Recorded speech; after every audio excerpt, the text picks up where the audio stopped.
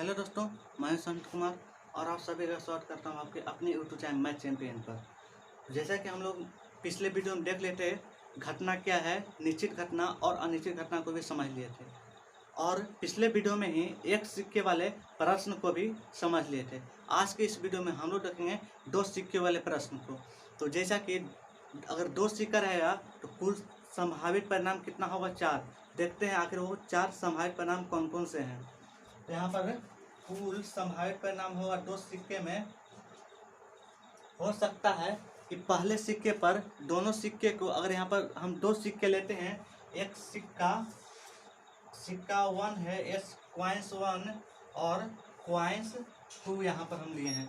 यहाँ पर क्वाइंस 1 और क्वाइंस 2 लिए हैं। तो यहाँ पर भी दो बात होगा। सिक्का क्वाइंस 1 में होगा, एक तरफ हेड होगा यानी एक तरफ चीट होगा और दूसरी तरफ पट होगा यानी दूसरी तरफ टेल होगा। इसमें भी दो बात होगा, एक तरफ हेड होगा और दूसरी तरफ टेल होगा। देखिए फिर समझते हैं। जैसा कि हम लोगों ने पिछले वीडियो में देख लिए थे एक सिक्के वाले प्रश्न को, आज के इस वीडियो में हम लोग देखेंगे दो सिक्के वाले प्रश्न को। तो अगर दो सिक्के रहेगा तो कुल कितनी घटनाएं होगी? 4 संभावित कुल घटनाएं होगी। आखिर वो 4 संभावित घटनाएं कौन कौन सी है, तो यहाँ पर हम समझेंगे। हम दो सिक्के बनाए, एक C1 क्वाइंस 1 और क्वाइंस 2 लिए, यानी C1 और C2 लिए। तो इसमें भी दो बात होगा, एक हेड होगा एक तरफ टेल होगा। इसमें भी एक तरफ हेड होगा और एक तरफ टेल होगा। तो देखते हैं कुल संभावित परिणाम कौन कौन से हैं। तो हो सकता है कि दोनों सिक्के को चलाने पर हो सकता है कि पहले सिक्के पर हेड आए और दूसरे सिक्के पर भी हेड आए। पहले सिक्के पर हेड आए और दूसरे सिक्के पर भी हेड ही आए। यहाँ पर हो जाएगा हेड और हेड। यदि अगली बार उछलाएं तो हो सकता है कि पहले सिक्के पर हेड तो आए लेकिन दूसरे सिक्के पर क्या आ जाए? टेल आ जाए। पहले सिक्के पर हेड आए और दूसरे सिक्के पर टेल आए। तीसरी बार उछलाएं तो हो सकता है कि पहले सिक्के पर टेल आए और दूसरे सिक्के पर क्या आ जाए? टेल आ जाए, यानी टेल कॉमा टेल। अगर हम चौथी बार उछलाएं तो हो सकता है कि पहले पर तो टेल आए लेकिन दूसरे पर क्या आ जाए? हेड आए, यानी कि टेल और हेड। यही कुल दो सिक्के में 4 संभावित घटनाएं होगी। देखिए एक बार फिर समझते हैं। अगर दो सिक्का रहेगा, एक सिक्का रहेगा तो कुल 2 संभावित घटनाएं। अगर दो सिक्का रहेगा तो कुल 4 संभावित घटनाएं। यहाँ पर एक क्वाइंस 1 लिए, C1 और C2 दो क्वाइंस लिए। C1 में भी एक हेड और टेल होगा, C2 में भी हेड और टेल होगा। तो एक बार एच और एच होगा, एक बार एच हेड और टेल होगा, एक बार दोनों टेल होगा और एक बार टेल और हेड होगा। यही कुल 4 संभावित घटनाएं बनेगी। चलिए हम लोग दो सिक्के वाले प्रश्न को लेते हैं, आखिर कैसे कैसे इससे संबंधित प्रश्न होते हैं। चलिए अब देखते हैं दो सिक्के वाले पहले नंबर प्रश्न को। पहला नंबर प्रश्न लिए हैं, दो सिक्के को एक बार उछाला जाता है, कुल परिणाम, इनकी संख्या एवं एक चीज पाने की प्रयोजकता। सबसे पहला नंबर है कुल परिणाम। कुल परिणाम आखिर क्या क्या हो सकते हैं? कुल परिणाम आखिर क्या क्या हो सकते हैं? तो हमने जैसा कि पिछली बार में लिया, दो सिक्का लेते हैं। यहाँ पर सिक्का को C1 और C2 नाम देते हैं। तो इसमें भी होगा हेड और टेल, इसमें भी होगा हेड और टेल। दो सिक्का लिए, इसमें भी हेड और टेल हुआ, इसमें भी हेड और टेल हुआ। तो एक बार दोनों में हो सकता है कि हेड आ जाए और एक बार हो सकता है कि हेड और टेल आ जाए। दो परिणाम हो गया। हो सकता है कि दोनों में टेल आ जाए और हो सकता है कि पहले में टेल और दूसरे में हेड आ जाए।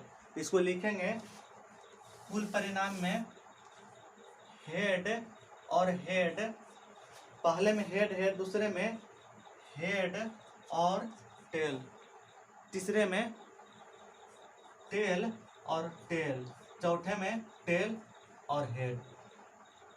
हमें कुल परिणाम कहा, कुल परिणाम यही 4 होगा। अब हमसे कह रहा है इनकी संख्या, तो लिखेंगे दूसरा नंबर में संख्या बराबर 1 2 3 और 4 हो गया संख्या। अब कह रहा है एक चीट पाने की प्रयोजकता ज्ञात कीजिए। तो हम एक एक करके कहाँ कहाँ पर एक चीट है देखते हैं। तो हम यहाँ देख रहे हैं यहाँ पर 2 चीट है, यानी 2 हेड है, ये नहीं होगा। यहाँ पर तो देखते हैं पहले नंबर में है, दोनों में हमसे पूछा है एक चीट पाने की प्रायिकता, तो दोनों में चीट है यानी दोनों में हेड है, तो ए तो नहीं होगा। अब अगले वाले में चलते हैं, पहले में चीट है, एक चीट हम शिफ्ट करें, पहले में चीट है यानी एक चीट है इसलिए ही होगा। दोनों में देख रहे हैं यहाँ पर पट है इसलिए ये भी नहीं होगा, और इसमें भी एक चीट है इसलिए ये भी होगा। तो कुल कितनी संख्या वो कर रहा है जिसमें घटना घट रहा है चीट में, तो एक चीट वाले की संख्या 2 है, अगर है कुल संख्या तो बराबर 2, अब बटा में कर इसकी कुल संख्या तो कुल 1 2 3 और 4 बटा में 4। फार्मूला पिछला दिन लिखा दिए हैं, प्रायिकता बराबर अभिप्रयोगों की संख्या जिसमें घटना घटी बटा में अभिप्रयोगों की कुल संख्या। तो घटना घट रही है एक चीट वाले में, तो एक चीट की संख्या 2 ही है, अब बटा अभिप्रयोग की कुल संख्या, तो कुल संख्या हो गई 1 2 3 और 4, 2 दूना 4 काट लेंगे तो 1/2। चलिए अब बढ़ते हैं अगले प्रश्न की ओर। चलिए अब देखते हैं अगले प्रश्न को। अगला प्रश्न कर रहा है कि 2 सिक्के को एक बार उछाला जाता है। तो पहला नंबर में कर रहा है 2 चीट पाने के प्रायिकता ज्ञात कीजिए, कोई पट नहीं, कम से कम एक पट।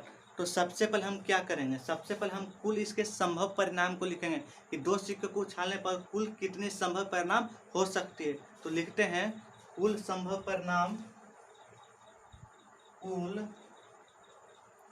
संभव परिणाम बराबर हो सकता है, जैसे कि हम पिछले बार देखें कि 2 सिक्के उछालने पर हो सके दोनों में हेड आए, पहले में हेड आए दूसरे में टेल आए, दोनों में टेल आए और चौथे बार में टेल और हेड आए, यही 4 परिणाम हो सकती है। तो हमसे पहला नंबर कर रहा है कि 2 चीट, तो देखते हैं कहाँ पर 2 चीट है। देख रहे हैं यहाँ पर 2 चीट है, कह रहे 2 चीट, यहाँ पर 2 चीट है। क्या यहाँ पर 2 चीट है, तो यहाँ पर सिर्फ एक ही चीट है, ये नहीं होगा। यहाँ पर 2 पट है यानी दोनों टेल है, ये भी नहीं होगा। यहाँ पर एक चीट है और एक पट है, ये भी नहीं होगा। हमसे सिर्फ कह रहे 2 चीट है, तो 2 चीट की संख्या कितने हैं, हमसे फार्मूला होता है प्रायिकता बराबर जिसमें घटना घटे प्रयोग की संख्या जिसमें घटना घटी, तो घटना घट रही है 2 चीट वाले में, तो 2 चीट की संख्या 1 है, अब बटा कराए करोगे कुल संख्या, तो कुल संख्या 4 होता है। यहाँ पर 1 2 3 और 4 बटा में 4, यही आंसर हो गया। अगला नंबर है कह रहा कोई पट नहीं। देखते हैं कहाँ कहाँ पर टेल नहीं है। तो पहली बार देखें तो यहाँ पर टेल नहीं है, यानी इसको गिनती करेंगे। यहाँ पर देखें कि एक पट है, हमसे कह रहा है कोई पट नहीं, यहाँ पर एक पट है, इसको गिनती नहीं करेंगे। यहाँ पर देख रहे हैं 2 पट है, इसको भी गिनती नहीं करेंगे। यहाँ पर देख रहे हैं 1 पट है, इसको भी गिनती नहीं करेंगे। इसलिए यहाँ पर हो गया आंसर दूसरे नंबर का, पहला नंबर दूसरे नंबर का हो गया 1/4। घटना घट रहा है कोई पट नहीं, यानी सिर्फ चीट हो तो चीट की संख्या 1 है, सिर्फ चीट की संख्या 1 है तो 1 है, बटा कुल संख्या बटा में 4। देखते हैं तीसरा नंबर क्या कर रहा है। तीसरा नंबर कर रहा है कि कम से कम एक पट हो, कम से कम एक पट हो। हमसे कह रहा है कम से कम एक पट हो। खासकर हम जब 3 सिक्के वाले क्वेश्चन को बनाएंगे तो कम से कम अधिक से अधिक वहाँ पर बहुत ही अच्छे ढंग से समझेंगे। यहाँ पर भी हम समझने की कोशिश करते हैं। कह रहा है कम से कम, अगर हमसे कहे कम से कम, ये कह रहा है कम से कम एक पट, तो एक कम से कम कहेगा तो एक पट, जहाँ जहाँ एक पट है वह उसको गिनती करना है।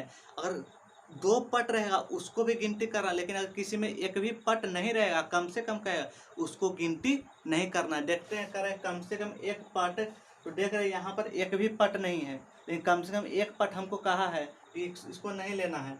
यहाँ पर एक पट है यानी कि इसको गिनती करना है। यहाँ पर 2 पट है, कम से कम एक पट का है तो इसको लेंगे। अगर इस कहता कि अधिक से अधिक एक पट, तो इसको गिनती करते, इसको गिनती नहीं करते। देखिएगा एक बार फिर से, अगर कहे कम से कम एक पट, तो 2 पट भी रहेगा, 3 पट भी रहेगा, उसको भी गिनती करेंगे। लेकिन अगर एक भी पट नहीं रहेगा उसको गिनती नहीं करेंगे। देख रहे हैं यहाँ पर एक भी पट नहीं, इसलिए इसको गिनती नहीं करेंगे। यहाँ पर एक पट है इसलिए इसको गिनती करेंगे। यहाँ पर भी एक पट है इसलिए इसको गिनती करेंगे। यहाँ पर भी एक पट है इसलिए इसको गिनती करेंगे। तो हो गया घटना घट रही किसमें, एक कम से कम एक पट वाले में, तो संख्या 1 संख्या 2 संख्या 3 संख्या, तो बराबर हो जाएगा 3। अब हटा करोगे कुल संख्या, तो कुल संख्या 1 2 3 और 4 बटा में 4। चलिए देखते हैं अगले प्रश्न को। अगला प्रश्न कर रहा है कि दो सिक्के को एक बार उछाला जाता है तो कम से कम एक चीट पाने की प्रक्रिया ज्ञात करें। हमने समझाए कि अगर कम से कम कहेगा तो जहाँ जहाँ एक चीट रहेगा उसको गिनती करेंगे, और जहाँ जहाँ 2 चीट भी रहेगा उसको भी गिनती करेंगे। जहाँ जहाँ अगर 3 सिक्के में पढ़ेंगे तो 3 चीट रहेगा उसको भी गिनती करेंगे, लेकिन यदि जहाँ जहाँ एक भी चीट नहीं रहेगा उसको गिनती नहीं करना है। देखते हैं कह रहा है कम से कम एक चीट पाने की प्रक्रिया ज्ञात कीजिए। देखते हैं यहाँ पर 2 चीट है इसलिए इसको गिनती करेंगे। यहाँ पर एक चीट और एक पट है, कम से कम एक चीट तो है ना, इसको भी गिनती करेंगे। यहाँ पर एक भी चीट नहीं इसलिए इसको गिनती नहीं करेंगे। यहाँ पर एक चीट इसलिए इसको गिनती करेंगे। तो कह रहा है कि तो प्रक्रिया पूछ रहा है, तो प्रक्रिया एक चीट पाने की प्रक्रिया बराबर होता है फॉर्मूला अप्रोग की संख्या जिसमें घटना घटे, तो घटना घट रही एक चीट वाले में, और एक चीट की संख्या कितना है, एक संख्या, दो संख्या, 3, तो 3 बटा करा है कुल संख्या, तो कुल संख्या हो जाएगा 1, 2, 3 और 4 हो जाएगा बटा में 4।